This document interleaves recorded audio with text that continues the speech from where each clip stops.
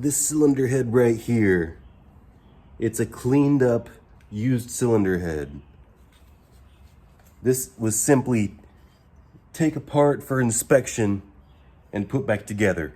So in this specific case, when there's no money or time for a rebuild and you're simply taking it apart to put it back together for something else, in this particular case, I was able to inspect the cylinder walls.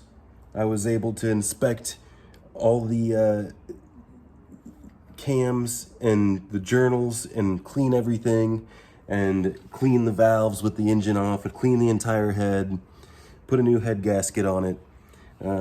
I was gonna do it anyway. So there's specific scenarios where you would take a cylinder head off and put it right back on. But hopefully you would at least make it better.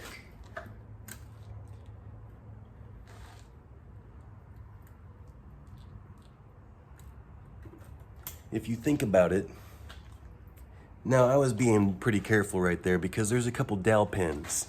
And if you're not so careful, you'll sit there and scratch your delicate cylinder head surface on your dowels trying to scoot it around. No, you want to carefully line up your dowels and set your cylinder head on the block. And then don't rely on your dowels to make sure everything's perfect. You want to run it, we'll get there, we'll tighten it up.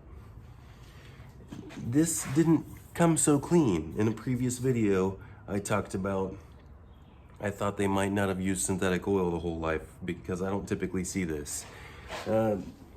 Since I'm gonna go through this whole process, I'm gonna unlock a couple videos in the Wayback Machine with a cleaning cylinder head, and then I'll do another cleaning cylinder head in the future that will be even better, that I'll try a little bit more on.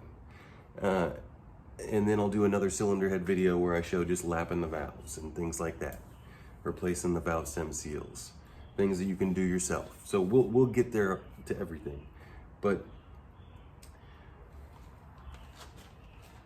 let's just move on. I'll pin those in the comments.